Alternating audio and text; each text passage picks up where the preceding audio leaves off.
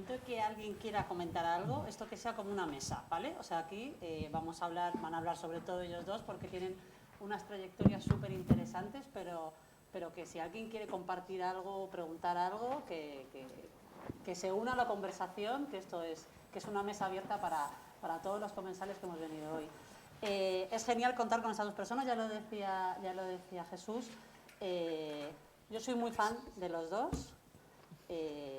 Soy muy fan de la historia de Geva y quiero que la cuente, incluso cómo nos conocimos, y muy fan de la historia de La Ancha. Como madrileña que soy, me siento muy orgullosa de que esta ciudad albergue este tipo de proyectos centenarios, madrileños, castizos 100%, que han creado nuevos iconos. Nino ha creado un icono nuevo ahora mismo, bueno, ya lo había creado tu familia, pero el escalope de Armando ya se ha convertido como en un plato ya por derecho madrileño 100%, y Geva, que tiene pues ya un postre que ya se lo copia mucha gente, ¿no?, en la ciudad. Entonces, bueno, pues Geva, naciste en Madrid, ¿no? No, nací en Emiratos Árabes, en Abu Dhabi, pero soy palestina siria. Y bueno, me mudé aquí hace 7 años porque quería arrancar mi nueva vida aquí en esa carrera. ¿Te dedicabas a la producción de publicidad, publicidad, cine, nada que ver con la gastronomía? Nada que ver, y siempre lo tenía en mente y tal. Y bueno, dije, necesito hacerlo en un sitio que va a ser mi hogar permanente. Y elegí Madrid. Una amiga en común me dijo, hay unas cenas que se hacen de manera clandestina en casa de una cocinera palestina que yo creo que deberías probar. Entonces yo me dedico a probar todo lo que se cuece en la ciudad, pues fui sin avisar a qué me dedicaba y me encontré con 5 personas que no conocía de nada, ninguno nos conocíamos entre nosotros, y Geva empezó a sacar una comida increíble. De ahí creo que te salió un socio, ¿no?, que fue a una de las cenas de estas clandestinas que hacías en tu casa, que esto igual no se puede contar, pero ya está, se está contando. Ya no está tampoco. ya no existe. Ya no existe. Y de ahí surgió la posibilidad de emprender tu negocio, que llevaste a un local lo que hacías en tu casa, o sea, la esencia. Sí, bueno, eso fue hace 3 años. Claro, bueno, hace 3 años, claro, es que y ahora ya tiene, o sea, uno de los locales de moda de la Latina, o sea, pero en solo 3 años has conseguido esto. Sí, bueno, lo de las cenas, hice las cenas durante 1 año y medio. Tú viniste a una de las últimas, de hecho. Sí. Y bueno, y todo el rato buscando un local, tú sabes mejor, es tan difícil encontrar un buen local. Y lo tenía clarísimo que tenía que estar ahí en la Latina y tal. Y monté un sitio muy pequeño, lo tenía durante 1 año, 10 meses. Y nada, el mes pasado nos mudamos a uno más grande. Así que, bueno. ¿Qué te gustó de la gastronomía madrileña cuando viniste? Pues yo creo que la cercanía de todo, que sea como los ingredientes tan parecidos a los nuestros. O sea, mucha gente dice, pues vienes desde muy lejos. Y yo, tampoco tan lejos, al final somos todos mediterráneos y no sé, o sea, los garbanzos son iguales y todo muy parecido. Y luego otra forma en preparar los platos. Y al final no es tofu y esas cosas. Y bueno, yo creo que quizás por eso la mayoría de mis clientes son españoles de aquí. O sea, es como hay una cosa muy familiar y también la manera de compartir platos y todo eso es algo muy español, y luego es algo muy árabe mediterráneo también, o sea, árabe en general y oriental, diría. Nino, tú que llevas mamando la hostelería desde que naciste, o sea, ¿no? Naciste en una barra casi. Sí. ¿Te imaginabas cuando empezabas a despertar en este mundo que Madrid podría coger tanto? Porque es relativamente desde hace poco tiempo. O sea, si, yo qué sé, los peruanos, el peruano más famoso, el Inti de Oro, es de los 90, ¿no? Y luego empezó a llegar la migración latina, empezaron a abrir restaurantes, pero claro, tú llevas ¿cuántos años? Nadie imaginó esto. Nadie imagina esto. ¿No? Nadie. Nadie. Era inimaginable. Y luego que aparte en los últimos años ya veíamos Barcelona como siempre la punta de lanza en la innovación, en la estética, en la creatividad, en todo lo que venía de Europa. Y Madrid como más ranciete, que íbamos más despacio y tal. Y en un momento dado empezamos a ser más atractivos, empieza a venir turismo de calidad que atrae a hostelería de calidad, nos ponemos como foco y entonces empieza a venir un tipo de hostelería que ha enriquecido la ciudad increíble, pero increíble.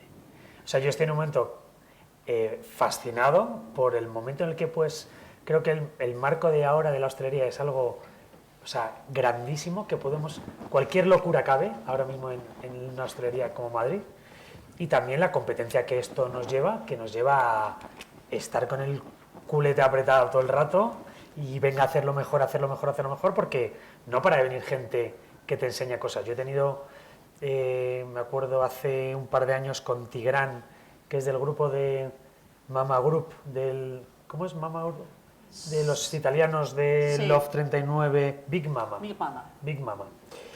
Dos chavales que son franceses, pero de una cadena de italianos, que nació la cadena hace 7-8 años, tienen 15 o 18 por Europa, y abrieron en Madrid, un exitazo y tal, y venía mucho por Fitzmüller. Y me dijo, oye, vamos a quedar a comer, que me gustaría pelotear contigo y tal. Y era como si yo fuese, con 100 años de historia, un dinosaurio que se mueve lento, torpe y poco actualizado, y ellos eran como si fuese, no sé, un Apple, ¿sabes?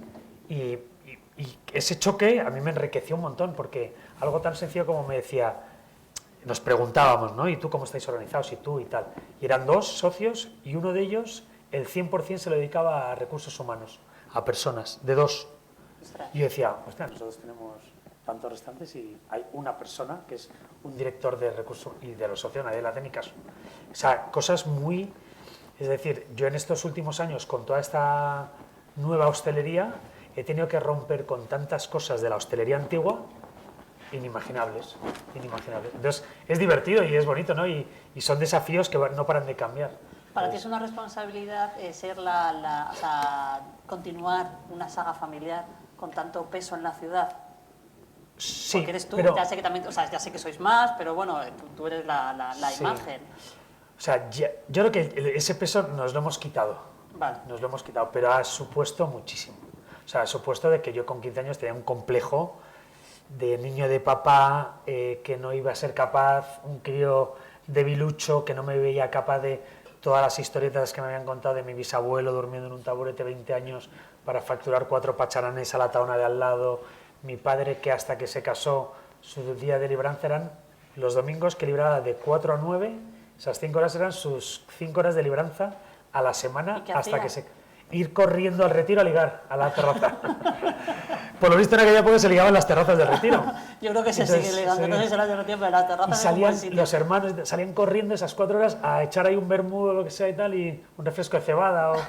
Y entonces, en ese contexto de una historia con mucho esfuerzo, a mí me supuso mucho complejo y mucho peso en la espalda, ¿no? Que poco a poco, al ir soltándote, y las tortillas de Gavino, que funcionó, hemos hecho 20 años, Fitzmüller, el otro... Claro, porque igual la gente no sabe, o sea, todo parte de La Ancha, que igual por contextualizar, o sea, del restaurante La Ancha, que es el bueno, que es de 1919. Eso es, 107, 106 años. Y tú pones en marcha las tortillas de Gavino, Sí, mi hermano y yo, Tu hermano y hace tú. 20 años. una tortillería. Bueno, un restaurante de mesa y mantel, un Especializado. concepto que no tiene ni pies ni cabeza, muy idiota, porque llevar tortilla de patata, que es la que todo el mundo compara con la de tu madre, no es muy inteligente, y llevarlo a mesa y mantel tampoco, pero del hacer bien las cosas poco a poco, pues 20 años y muy contentos. Y luego de ahí hemos ido creando ideas y sueños, ¿no? Pero creo que el peso nos lo hemos quitado porque las anchas están más bonitas que nunca. Ya, están Y muy porque bonitas. las inquietudes que hemos tenido mi hermano y yo las hemos hecho paralelas por fuera. Y la ancha la hemos intentado mantener, y creo que eso ha sido un acierto en nuestro caso, haber mantenido la esencia de la familia tal cual, y las fricaditas que hemos ido querido haciendo pues con otras, ¿no? Y entonces ver la ancha, lo bonito que está ahora es, he soltado un poco todo ese dolor de tripas, ¿no? ¿Cuál es os voy a preguntar a los dos, la identidad madrileña de gastronomía? O sea, ¿tiene una identidad, o sea, aparte del cocino madrileño? ¿A ti qué te llamó la atención, Jeva, cuando llegaste de la cocina madrileña? O sea, aparte de eso del cocido, los churros, la pepitoria, pero Sí, o sea, bueno, el cocido del churro es lo que menos intento evitar lo más posible, pues, sin fin, ¿no? Yo creo que el producto que existe en Madrid, por ejemplo, a nivel pescadería, me fascina porque es como tan fresco y dices, pero estamos en o sea, sí, ¿no? Claro. sí, eso para mí ha sido Llama la como- atención, ¿no? Ya, muchísimo. Y claro, el Mercamadrid, que es el mercado más grande, el segundo más grande del mundo después del Japón, es como, pero ¿por qué en Madrid? De repente, ¿sabes? Y eso es muy interesante. Y se nota, o sea, en todo el producto, o sea, nuestra lubina, por ejemplo, y tal, es tipo, pero ¿cómo? Tan fresco, o sea, como si fuera, o sea, yo he vivido toda mi vida, Claro. o sea, 35 años estuve ahí en Emiratos Árabes, al lado de la costa. ¿Y más fresco para- aquí? La verdad que casi, diría que sí, porque ahora Emiratos también el mar está Claro, destrozado. claro. Pero sí, es increíble. Y hay de todo, al final viene desde Galicia, ¿sabes? Desde la cosa, o sea, es muy interesante. Y eso es lo que más me fascina. ¿Y a ti identidad culinaria madrileña? Pues mira, el otro día leí, a ver si lo hilo fino, que en 300 años no habrá razas en el mundo. No O sea, habrá no habrá razas. identidad, que Vale. seremos una única raza. Oye, coño, yo entiendo hacia esta pregunta que va por, al final, esta universalidad, globalidad que estamos viviendo todos en hostelería, en el que va a abrir Nobu, Zuma, tal, y se mezcla con la taberna de al lado. Si dentro de 100 años tú quitas Madrid y pones Shanghái o cualquier otro lado del mundo, y si son iguales, ¿no? Creo que eso es un peligro que tenemos que hacer por y para que haya una identidad madrileña unida a ese globalismo que es maravilloso y que nos enriquece. Pero creo que hay que salvaguardar la esencia madrileña. Y es un ejercicio. Ayer pasé andando salgo del Club Financiero a la derecha y pasé por Café Gijón. Y está, que lo han vendido y lo están reformando. No. Y sí, reformando todo esto y tirándolo abajo y tal. Haciendo un neocafé. Bueno, Gijón. escucha, no lo sé, pero le hice un vídeo porque, Ya. o sea, yo pensé, ¿cómo no hay nadie aquí del ayuntamiento, del gobierno, de la comunidad o alguien poniendo unos límites para salvaguardar ese patrimonio de la ciudad, ¿no? Sí. Entonces creo que tenemos que ser conscientes de que por muy divertido que ahora Madrid, mira, a mí cuando los clientes, pues todas estas fortunas que vienen suramericanas estos últimos años o clientes de este turismo de 5 estrellas, que necesitan una serie de cosas, ¿no?, para ir. Y te cuentan que Madrid es muy atractiva por 4 cosas. Por calidad, diversión, seguridad y... Seguridad, diversión, calidad, igual son 3. ¿Y precio? Y precio, y precio, y precio. Sí, comparado y con precio. otras ciudades. Claro. 100%. Claro, entonces Claro. Esa ecuación es insuperable, porque a lo mejor te puedes ir a Londres, pero es otro precio. Claro. Y entonces Madrid, ¿qué ha pasado? Que el turismo en medio en Madrid, antes eran 2 días, ahora son 4, tiene parte también de lo divertido que está esta ciudad. Pero no nos podemos quedar en ese atractivo ahora mismo per se, porque es lo... Y todo esto tiene... Claro, pero ¿cómo lo proteges? O sea, claro, tú puedes proteger el patrimonio de tu familia. O sea, digo, el patrimonio culinario, que es de Madrid, pero que lo protegéis vosotros. O sea, en cierta parte. Sí. Pero Hombre, si yo- de repente alguien se cansa y dirá, yo ya, pues el Pues, café, hombre, yo o sea, no lo- o yo Casa no- Ciriaco se cansa y dice, pues ya paso de Casa Ciriaco, paso de hacer pepitorias, y... Pues dice, esto, claro, esto habría que llamar al alcalde o a Sí. alguien de esto, pero yo entiendo que si tú le dices, mira, eres patrimonio de esta ciudad, te declaro no sé qué, Ya. si te mantienes con una cierta calidad, te mantienes tu esencia, se te ayuda de una forma, sí. ¿sabes? Porque eres atractivo de la ciudad. Y atraes, ¿no? ¿Sabes lo que digo? O sea, no lo sé, pero... Sí, sí. Yo creo que también, como siempre digo, que el cliente no es tonto, el cliente sabe. Un buen cliente que quiere comer y disfrutar y gozar y todo eso, es un cliente que busca calidad, precio, porque ahora mismo hay un montón de sitios, justo ayer fui a uno y dije, madre mía, ¿qué es eso? Estoy comiendo como platos así que preparé como en el cole, ¿sabes? Como, o en la universidad, como último día del mes, estás como con cero en la cuenta. Y fuiste porque te lo habían recomendado, porque querías Porque probarlo, estaba porque está de moda. recomendadísimo. porque- Y dije, pero eso es como tan... O sea, no sé, Ya. ¿sabes? Y claro que no volvería. Y pagas igual que otro sitio mítico, por ejemplo, de toda la vida, o aunque sea el Casa Paco, que te prepara las mejores tamboriñas, tal, pues sí, prefiero ir ahí. Claro. Creo Claro, que claro. alguien me contó hace unos años que hay un organismo japonés que se dedica a dar más ayudas y más no sé qué y tal a todos los restantes japoneses fuera de Japón por salvaguardar el patrimonio cultural de la marca Japón cuando sale de España. Pues algo de esto tiene que haber por ahí dentro de nuestro, también para afuera, pero también dentro, Claro. ¿no? De salvaguardar y de mantener una... Yo creo que a mí me encanta, o sea, yo creo que dentro de todo este mundo de globalismo es muy significativo muchas cosas. Que ella venga y tenga ese éxito, que es maravilloso, creo que es buena señal en un aspecto en el que antiguamente el cliente quiere seguir siempre sorprendiéndose. Hay parte que sí, parte que no. La gente que va a la ancha sabe que se va a tomar su bonito con tomate.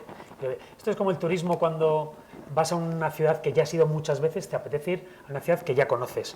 Porque no te sorprende, pero lo disfrutas de otra forma, ¿no? Pero siempre va a haber momentos de tu vida que te apetece que te sorprendan y viajar a sitios que no has ido nunca, ¿no? Y antes la sorpresa venía de la creatividad y de la estrella Michelin. Y ahora hay una necesidad social de la sorpresa, creo que más anclada o ligada en descubrir esencias, culturas, formas de socializar, de comunicarse, de trascender por medio de la gastronomía. Entonces, ir a su casa probablemente descubres no solamente el placer, que es maravilloso, sino también en lo que va acompañado y es entender, oye, ¿de dónde y por qué las especias y por qué la berenjena y esto? Y entonces estás metiéndote dentro de una cultura. Y ese mismo sorprender y descifrar códigos de una cultura, que es fascinante, también tiene que ocurrir en una mínima parte en el sitio donde vas. O sea, creo que parte de la gracia cuando viajamos es, no sé, descubrir un poco, vas a Grecia, pues, oye, ¿y cómo es la comida griega? ¿Y cómo comen ellos allí? Pues todo a la vez, llega toda la comida de golpe y luego ya van con la grapa esa de ellos poco a poco. Entonces tenemos que... Y hay resquicios en Madrid, todavía los hay, pero tenemos que de alguna forma blindar esa esencia, ¿no? Claro, siempre pienso, el otro día estuve en Granada y estaba lleno de pizzerías. Granada. Y dije, ¿pero por qué no está lleno de tortillerías? No lo sé. O sea, estamos alimentando al turista dejando de lado a la gente que habita la ciudad. Y yo te quería preguntar si es posible montar negocios de tortillas que funcionen bien. Pues no sé, yo he montado uno y lo he luchado mucho y estaba a punto de cerrar, ¿eh? Hace unos años estuvimos... ¿Ah, sí? Sí. Pues todo en la vida tiene sus... Ya. Tuvimos a un cocinero, cuando abrí la gabinoteca, un cocinero que tuve que poner, porque a un mes de abrir la gabinoteca, que era mi segundo proyecto, no tenía ningún cocinero para la gabinoteca y la jefa de cocina, que había cogido una baja de maternidad, me dice que no vuelve y no tenía nadie para llevar ninguna de las dos casas. Tuve que poner uno que llevaba allí 3 semanas y era un tío que no hacía las cosas bien y el no hacerlas... que es parte de lo bonito, ¿no? Que por encima de los conceptos, si tú, parte de la magia de la hostelería, si lo haces bien todos los días, si ejecutas bien, pues si tienes un concepto maravilloso, pero no están las cosas bien hechas, pues no hay concepto que aguante ni bien ni malo, ¿no?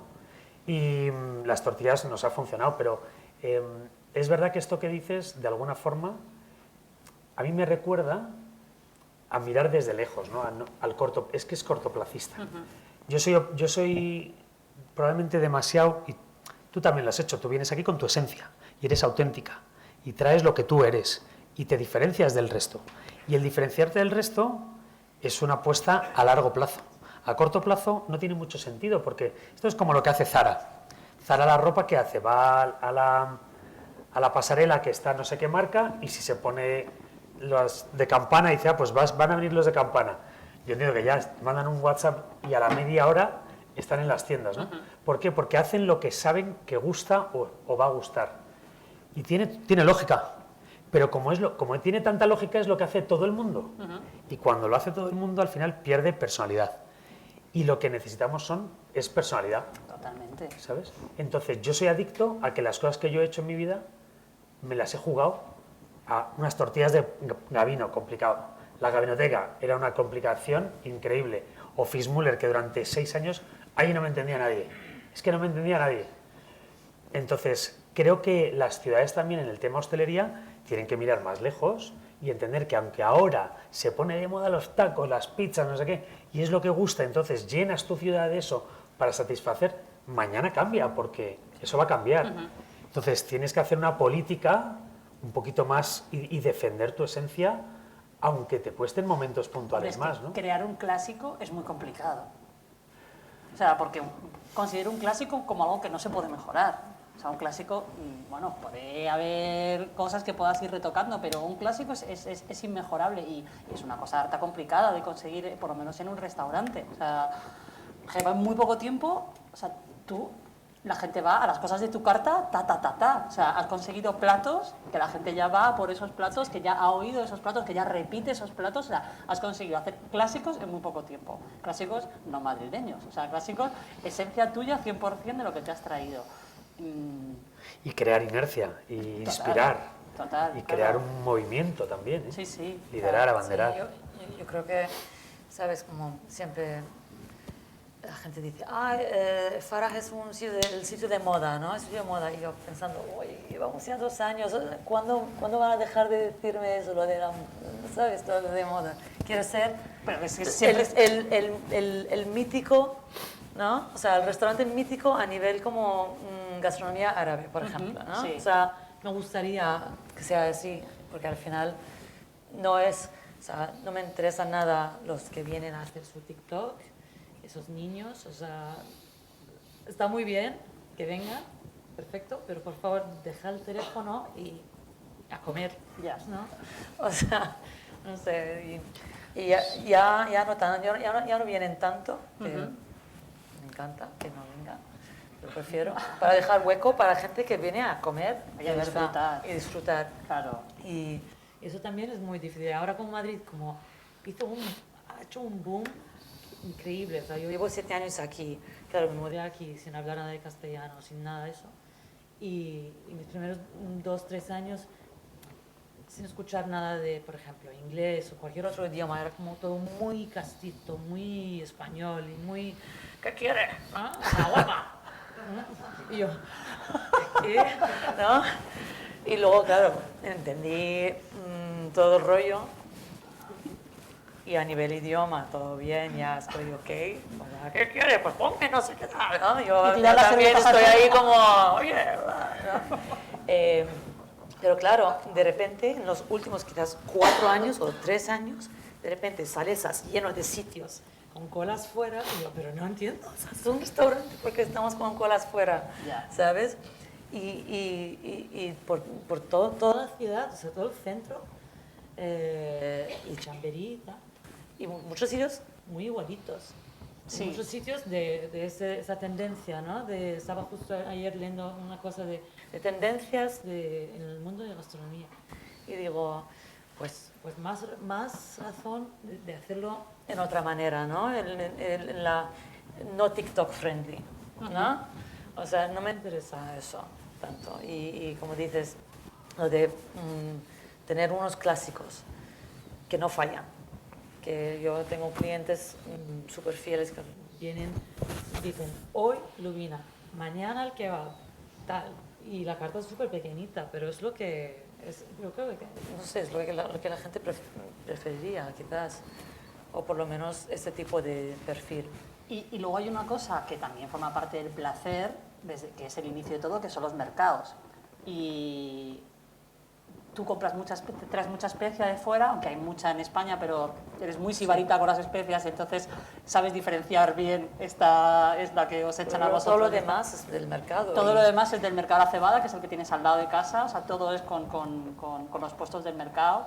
Pero los mercados, tú encuentras ahora muchas cosas que antes no había en el mercado. O sea, esto es una cosa que Nino seguro, has visto la evolución de los mercados en Madrid, de cómo ahora se encuentra, ¿no?, casi todo, y antes era impensable. O sea... Impensable. Sí, lo que decías antes de la tradición, yo creo que la tradición es cuando, al final todo tiene que tener modas y todo tiene que tener corrientes, ¿no? Gastronómicas y de todo tipo. La alta gastronomía cuando la Ferran y todo el rollo, y luego cómo va cambiando, ¿no?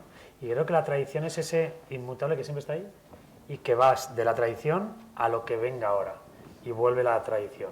Y luego volverá a ser otra cosa y volverá a estar... Esto me recuerda como en las películas cuando Hollywood no sabe qué hacer, me hace gracia porque cuando ven que no, Guerra de las Galaxias, no sé qué, la 54, ¿no? O sea, siempre estará ahí y la tradición es ese inmutable que, mira, ayer tenemos una cena de 4 hosteleros amigos que hacemos una vez al año y ayer fuimos a cenar a Horcher. Y, joder, Horcher lo pasó mal y la ancha, yo estuve a punto de cerrar en la crisis del 2008 la ancha de Zorrilla. O sea, la pasamos muy mal y cuando empezó todos los restaurantes, hace más años de que llegaras, empezaron a ponerse todo plantitas en el techo y el restaurante que no tuviera plantitas en el techo era aburrido. No me lleves aquí que no hay plantitas en el techo, ni hay música, aquí no ocurre nada. Esto es aburrido, ¿no? La ancha lo pasó mal y por las noches costaba mucho, mucho, mucho. O sea, yo de crío he dado ceros, muchos ceros. ¿Ah, sí? Sí, sí. Que es una suerte, ¿eh? Porque me siento afortunado de haber dado ceros. Pero... Y al final te mantienes fuerte y te mantienes en tu esencia y ha habido muchos casos que, joder, por intentar decir qué hago ya, pues te haces modernito y pierdes tu esencia, ¿no? Y ayer fui a Horcher y qué gran ejemplo de mantener tu esencia y de repente estabas ayer y yo estaba emocionado la prensa, no sé qué, todos los camareros. El servicio clásico, o sea, que les acaban de dar el Premio Nacional de Gastronomía a la sala porque son, o sea, espectaculares, ese pampujan de postre, o sea, pues eso es un clásico. Sí, y es un clásico alemán.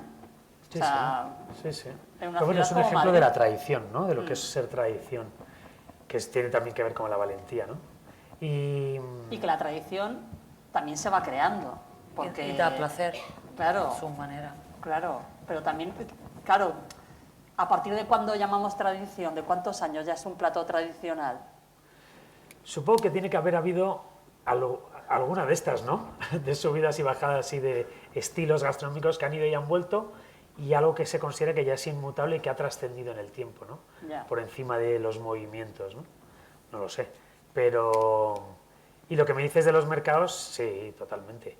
Es verdad que cosas buenas y cosas malas, ¿no? Ahora tenemos una variedad súper enriquecida en los mercados. Por otro lado, encontrar sabor es mucho más complejo. Ya. Hemos perdido esa, que es lo que nos contaban nuestros padres, ¿no?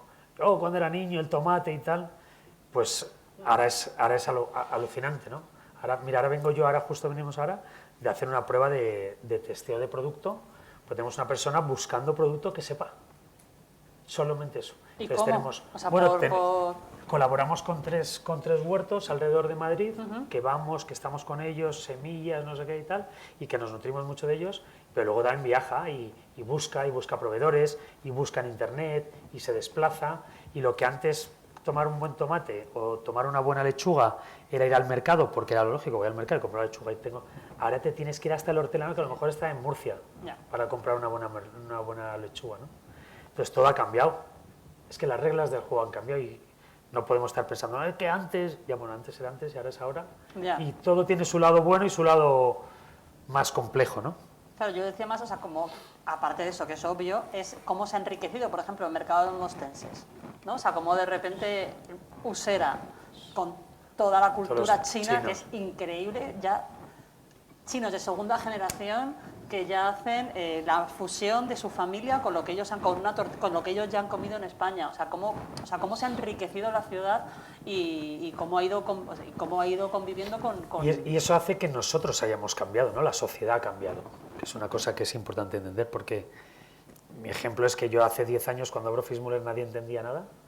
Nadie entendía por qué ponía un trozo de merluza con una beurre blanc y un hinojo a la parrilla y a lo mejor un polvo de un sichim, no sé qué. Y no era creatividad, simplemente era un tipo de naturaleza que te apetecía ser libre y la gente me miraba como diciendo, tú estás chalado, esto te va a durar 3 días y me sufrí como un perro durante 4 años para hacerme entender a la sociedad. Y ahora todo el mundo está mucho más enriquecido por la tele, por las costumbres, por la cultura, por todo lo que está ocurriendo. O sea que también hay que entender cómo cambia la sociedad.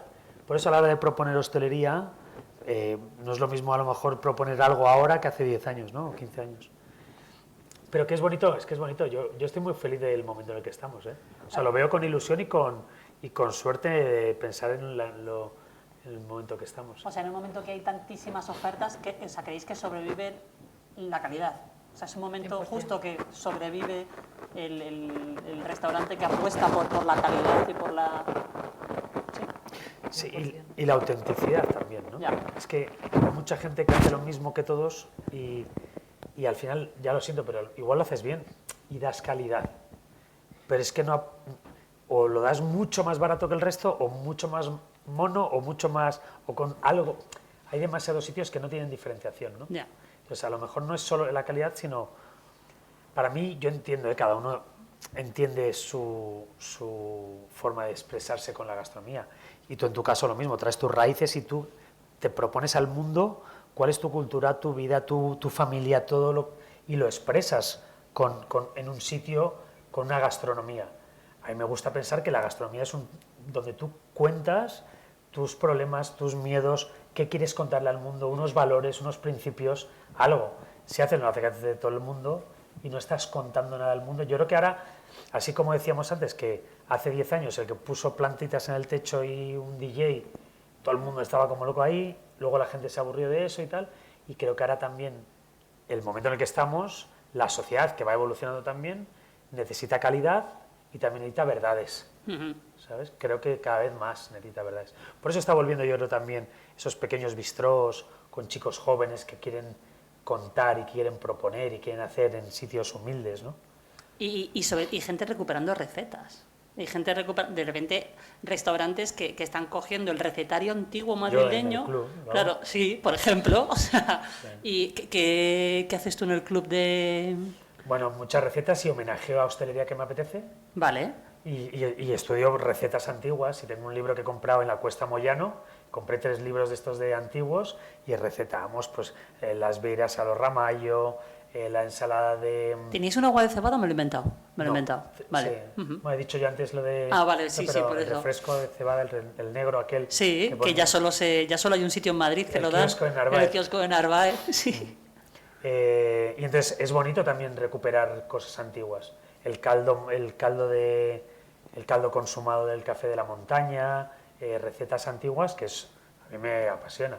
De hecho, creo que antes hablamos del patrimonio cultural, deberíamos de hacer también un poco eso, ¿no? Intentar, porque mucha gente me habla, mi abuela, y yo digo, pues escríbelo y mándamelo. Y, ¿sabes? Porque alguien tiene que guardar todo ese patrimonio. Claro. Ah, yo me acuerdo que hablamos del pepito de Fornos, ¿no? Hicimos en Madrid Fusión hace En Madrid años. Fusión. Sí. ¿Y al final Pues- eso lo has dejado? ¿Has dejado el pepito? No.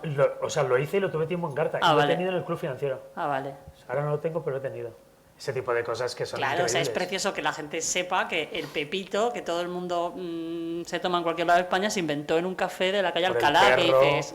por el perro que iba siempre ahí, un perro callejero. Sí, hay historias, ¿no?, que son preciosas. Y hay gente, Recuperar. hay gente joven que estáis cogiendo, que estáis recuperando, que estáis, no sé, me parece interesantísimo, o sea... Es que, impulso. El otro día estuve Los con- de Impulso, Eso. claro, eso sí que, sí, Eso. sí, es que estaba pensando en ellos. Es un restaurante que está por cerca del Planetario. No he estado. Es que le conocí el otro día al chico y Pues estábamos hablando. está cerca del Planetario y son dos locos de leer recetarios antiguos madrileños. Cada vez que se publica alguna cosa en algún sitio llaman a historiadores y están intentando eso, recoger, pero luego se lo llevan a su terreno y hacen unos menús especiales, hacen como paseos por el Madrid del siglo XIX. Entonces son cenas en las que intentan rescatar ese tipo de... Y les va bien, o sea... Sí. O Narciso de Rambal. También, claro, como de repente crear que ahora sea moderno sacar un puchero y dejarlo encima de la mesa, Sí, ¿no? sí, Para que la sí, gente sí. se sirva. Sí, sí. O sea, Pero él dice que no hace recetas que sean más modernas de 1980, creo que me dijo el otro día. Dice, aquí no se hace nada que pase 80 y tal, eso es un cachondo, pero es bonito, es que es bonito recuperar eso. sí, o sea, sí que creo que hay un movimiento de eso, de volver a las casas de comidas. O Creo sea, que hay hay gente un- que necesita eso, que necesita como... claro, ya hay una generación que ya no está, de abuelas, de abuelos que cocinaban, y entonces eso de repente, cada vez se cocina desgraciadamente menos en casa, y entonces la gente sale fuera buscando lo que se hacía antes en casa. Entonces sí que hay como una necesidad de... Y yo creo que también, como la cocina española y la nuestra, es como los que hicieron nuestros abuelos, era como todo tan complejo, tan elaborado, que la gente quizás ahora dice, uy, una No hoja tengo de parra tiempo. rellena, no me interesa nada, 200 rollitos, ¿sabes? Como Ya. como el Sí, plato sí. griego, ¿no? El nuestro también. Y claro, en realidad yo lo hago y pensando en mi infancia, ¿no? Mi madre. La primera vez que preparé este plato me puse a llorar. En plan, y llamé a mi madre y le dije, mamá, ¿cómo? No entiendo. Como una madre soltera con 3 hijos y empresaria y todo eso. Y ella, ya claro, yo por la noche, vosotros durmiendo y yo preparando una olla así ¿Y de qué es el plato? de la hoja de parra rellena. Vamos, yo aquí preparo una versión vegetariana, que es otra que tenemos. Pero ella siempre hizo la de costillas abajo y luego el calabacín pequeñito relleno y luego encima otra capa de... ¿Y o sea, en qué que es momento como pasas? el griego, dolmaques, ¿no? Es lo mismo. ¿Y en qué Vale. momento pasas de antes te dedicabas a? Producción de ¿Y publicidad. en qué momento pasas a ser cocinera? O sea, que cómo eso ahí, cómo ocurre eso. Bueno, tuve un... Porque no estudias, ¿no? ¿Cocina? No, no, es todo recetas de mi madre. En Sí. plan, durante la cuarentena dije, vale, sé que es lo que quiero hacer y ahora voy a aprovechar el hecho que no hay nada para hacer, estoy encerrada en casa, entonces vídeos de YouTube y eso, como picar verdura, como si voy picando el tomate así, ¿qué pasa? Y si lo hago así, con el puntillo, ¿qué tal? Y tal, ¿no? O sea, descubriendo eso. Un manojo de perejil para hacer el tabule, una ensalada de perejil, de un montón de perejil que no tenga que ver con la de Mercadona que lleva couscous. Y es como un manojo así, entonces vale, pues hoy voy a picar, eso también durante las cenas clandestinas que preparé, siempre tenía un tabule, una cosa, y con un timer en el móvil para ver, vale, pues un manojo así de gordo, ¿en cuánto tiempo lo puedo picar? De verdad, llegué a 16 segundos. Es como, eso ya bien, ¿no? Claro, no hay máquinas para hacer todo eso, pero, Pues qué mérito, pero parte del placer es ese olor, ¿no? Que te sale picando perejil, es como, ¡buah! Te lleva a un sitio que yo creo que no sé. Y bueno, tengo una carpeta en mi móvil de recetas de mi madre, mensajes de voz, que me parece muy bonito también porque luego cuando ya no esté, Claro. las tengo ahí, su voz. Y cada receta en una carpeta, en plan, vale, hija, entonces, esto y esto. Ay, no, volvemos al pasito, eso, atrás. Y yo, "Buah". Pero las tengo ahí de cada ensalada, de cada plato principal y tal. Y eso también, no sé, es muy guay, como poder escuchar Ya. a tu propia madre contar la receta. Eso es como los libros antiguos, ¿no? O sea, dices, "Buah, esto es una joya".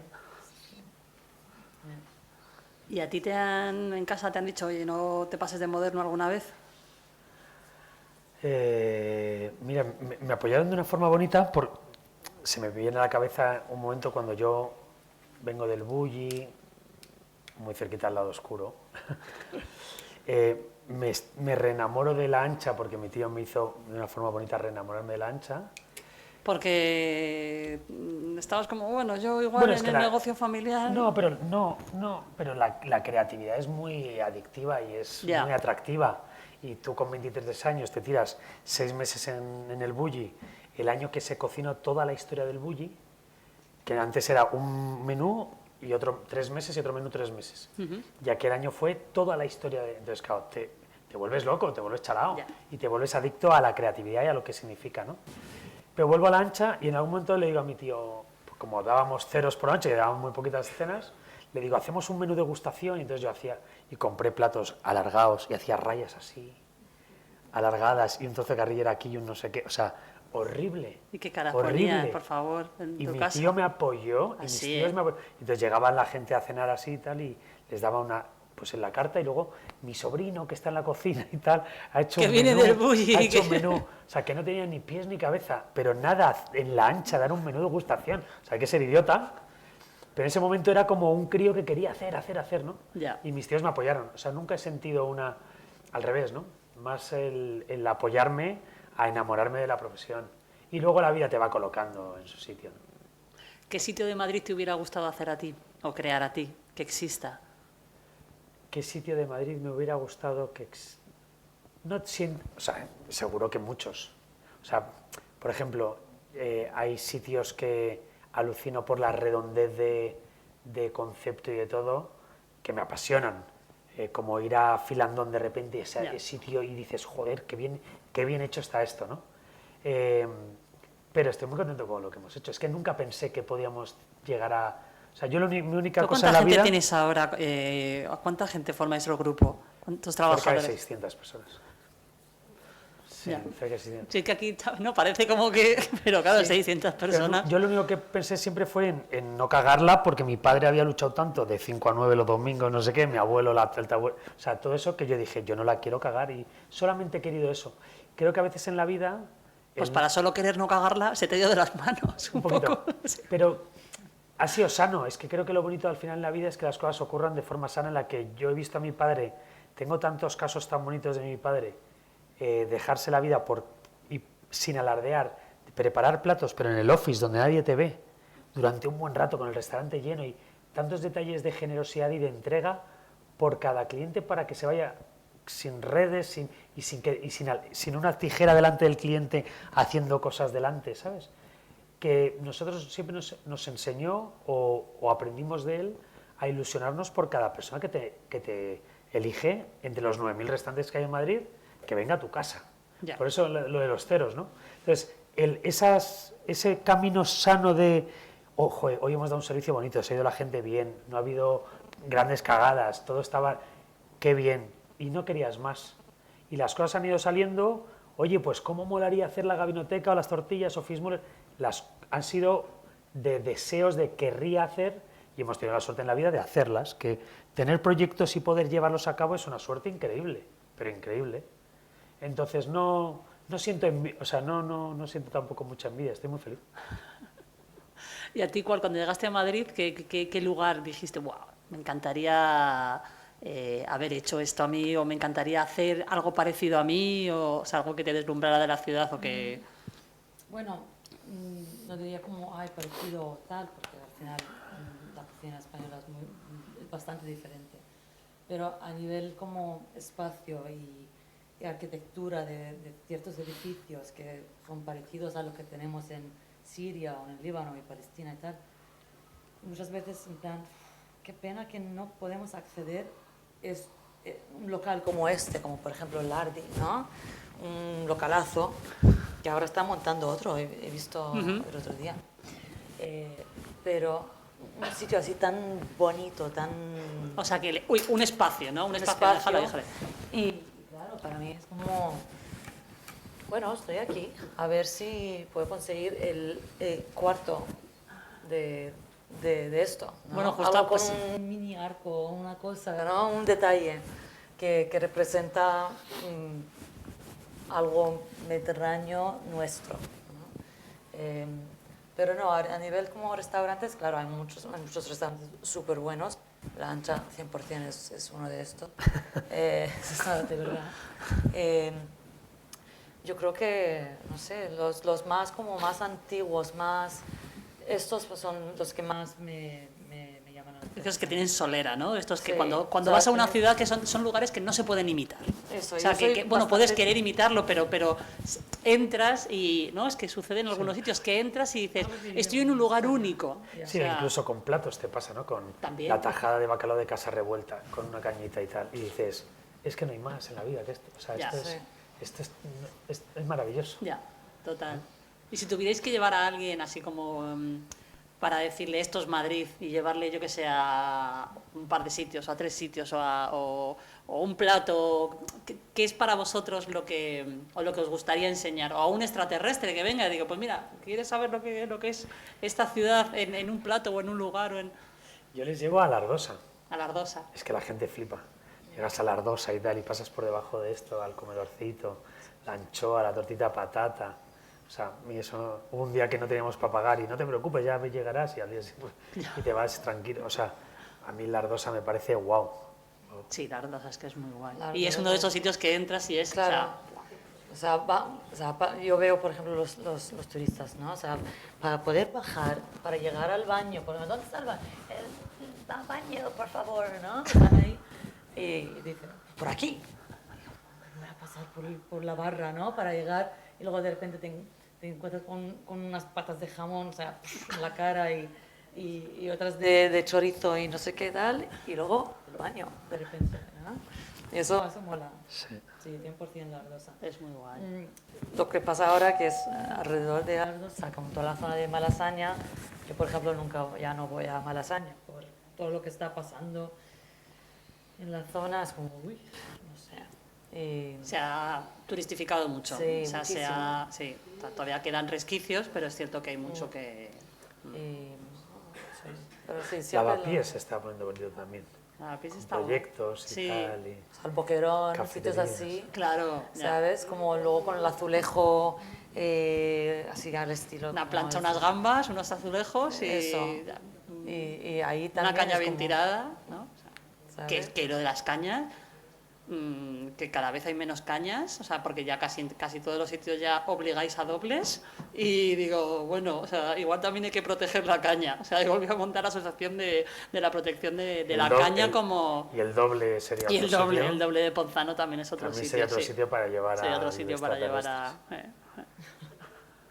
Pues no sé si alguien tiene alguna duda, alguna pregunta o quiere compartir algo de la cultura gastronómica de Madrid o el placer de comer, de compartir.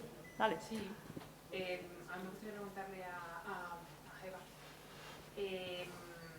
el choque cultural con respecto al alcohol. Si encontraste ahí mucho choque, tuviste alguna anécdota, porque bueno, que allí he leído que en restaurantes esté permitido, culturalmente pues hay como más restricciones o así. No, porque al final tenemos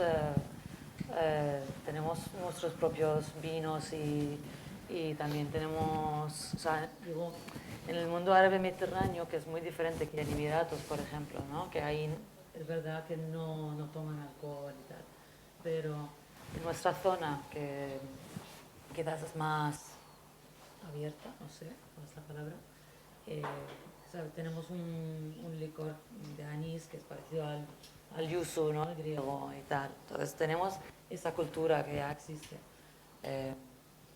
Pero no, yo creo que el tema de alcohol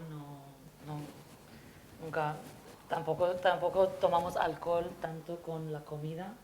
Es más una bebida de yogur que tenemos riquísima, pero aquí ya lo intenté meter. No intentas el yogur con y yogur. me dice la gente, ¿cómo? O sea, ¿cómo que una bebida de yogur? Sí. O sea, quería que comiéramos con yogur. Sí, por o sea, ejemplo, que el en vez de kebab, con... o con una bebida de yogur, como salada, un poco quizás rara para... Pero es alcohólica, no. No. Y es lo que o sea, es lo que tomas para bajar cualquier, no sé, cosa. ¿No? O agua también. Yo, por ejemplo, es verdad que mis amigos, ¿pero estás bebiendo? Hemos limpiado una botella de vino, que estamos nosotros borrachos y tú... Y yo, no, o sea, voy a beber, pero antes o después, es por costumbre, no bebemos mucho alcohol mientras... Durante. ¿Ah? Sí, durante. Vale. Pero menos esto, el licor de anís que se llama arak, que es como, se mezcla con agua fría, como una palomita, ¿no? ¿Se llama? Rollo así. Esto sí, eso es fin de semana, estás ahí, a mí no me gusta, pero está ahí, lo tengo en el restaurante. Claro, los pocos clientes árabes que tengo, vemos, tienen la botella, por favor, esto. Y yo, esto lo van a pasar fatal, ¿no? Porque claro, después de la comida tienes que echar la siesta más larga de la vida con esta cosita. Entonces sí, o sea, existe el alcohol en la cocina árabe, pero no es el protagonista ni es algo tan esencial, ¿no? Tenerlo. Pues sí. Voy a contar una cosa también. Sobre los ingredientes que decíais antes, si el preservar las tradiciones también pasa un poco por, decías tú, ¿no, Nino?, de ir a buscar el ingrediente, el sabor, dar como más protagonismo también a los productores, a los ganaderos, y a lo mejor también de Madrid, decir, bueno, en Madrid al final parece como que es una ciudad, pero tenemos vinos súper buenos, tenemos huerta buena, tenemos buen ganado. Entonces, si no también pasa por que salgan un poco de la oscuridad, porque los cocineros os habéis salido un poco del armario, ¿no? Que estábamos encerrados en el armario porque no... Que no se oye. Que los cocineros están un poco enterrados hasta que salieron las Michelines y tal, ¿no? Los Michelin de las estrellas, ¿no? Que también. Pero que los ganaderos ahora están, o los productores están un poco en la sombra, ¿no? Y me pregunto si también pasa por darles un poco de visibilidad. No tiene todo el sentido del mundo, y creo que también la alta gastronomía está tendiendo a eso, ¿eh? Sí. Yo el otro día lo debatimos mucho, no sé en qué me preguntan, y no hay mucha tontería en la alta gastronomía. Digo, creo que la ha habido, la época de los trampantojos, que te metías algo en la boca y te salía humo verde por las orejas, y ahora todo, gracias a Dios, hay una corriente bonita en la que sigue habiendo una alta gastronomía, pero mucho más cercana al sabor y al producto, ¿no? Y cada vez yo creo que más los cocineros estamos... Igual nos falta recorrido y tiene todo el sentido del mundo, y sí, tenemos que hacer más. Pero creo que el caminito va hacia eso, ¿eh? Hacia ponerles en valor, sí, sí. Y además hay muchas cartas ya en muchísimos sitios que te dicen esto, y de la huerta del Jarama, esto sí, de Siete Valles, de Cántabros, o sea, sí. Yo creo que cada vez también, o sea, hay mucho postureo, entre comillas, con eso también, pero sí que es cierto que, mira, lo compro todo en el mercado de aquí al lado, o sea... Sí que creo que los cocineros y los hosteleros sí que tenéis ahí una responsabilidad, y que creo que además os la estáis tomando en serio, o sea, que sí que es algo que sí, que si no apoyáis vosotros, que sois el foco, sois lo visible, entonces sí, yo creo que sí que hay un movimiento de hosteleros que están reconociendo la labor del campo y del mar, porque si no... Claro, hay a veces como... Hay gente que dice, uy, yo prefiero que el cliente o quien sea, no sepa de dónde compro mis cosas, para que no, ¿sabes? Pero en realidad al revés. Yo siempre digo, por ejemplo, a mis compañeros que por favor, si el cliente pregunta de dónde viene este tomate, explicamos de dónde y en qué puesto pueden ir a comprarla. O sea, ¿por qué no? ¿Por qué tienen que ir al Lidl y comprar algo que en realidad se queda en la nevera 2 meses sin cambiar su forma en ninguna manera, ¿sabes? Y la gente se queja. Yo, por ejemplo, mis amigos de aquí que a veces se quejan, han cerrado otro más, se han cerrado el otro. Sí, pero también porque estás comprando en el líder y el mercado quizás algo más caro, normal, porque no están vendiendo a nivel global de locura como el Carrefour y estos. Pero vamos, el sabor no tiene nada que ver. O sea, un tomate no debería durar más que X días, ¿no? Y bueno, no sé, yo siempre comparto. Tú tienes una tienda de quesos al lado que es también espectacular. Ah, sí, pero nosotros no tenemos no tenéis queso, pero quiero decir que estas tiendecitas donde puedes ir a comprar productos donde está bien marcado de dónde viene, quién lo ha hecho, etcétera, ¿no? 100%. Pero sí es verdad que aparte del porqué, que es por promocionar y demás, creo que el futuro pasa por la responsabilidad que tenemos en la hostelería de conocer, ya no por transmitir o por salvaguardar sino como uno mismo, un montón de cosas que estamos todavía lejos. Ya no solamente es bajar y entender, oye, pues qué pesticidas están echando a esto, por saber qué estás aportando a el placer, que está muy bien, y qué más, o sea, aparte, qué más responsabilidad tengo aparte de lo nutricional, y dentro de lo nutricional ya no entender qué calorías o no, sino, oye, esto tiene unos pesticidas que te va a sentar mal, o tiene unos tóxicos, o los disruptores endocrinos que tanto se hablan ahora, le pones film a las cosas y eres consciente de eso que tiene que... O sea, creo que tenemos que hacer en estos próximos años un ejercicio interno todos sobre la responsabilidad que tenemos con cada persona que entra en nuestra casa. Por conocimiento, que estamos años luz. Pues yo creo que damos por finalizada esta charla, si os parece bien. Invitaros a que vayáis a las casas de los dos, a cualquiera de las que tiene Nino y a la casa de Geva. Y nada, que un placer haber estado con vosotros hoy. Muchas gracias. Y que el libro de la Ancha, con toda la historia de la Ancha y las recetas de la familia, es un libro fantástico, yo lo tengo. Todavía no he puesto en práctica nada, pero me lo he leído. Es un libro para cocinarse. Sí, que nada, que lo tenéis fuera por si queréis comprarlo. Gracias por venir. Muchas gracias.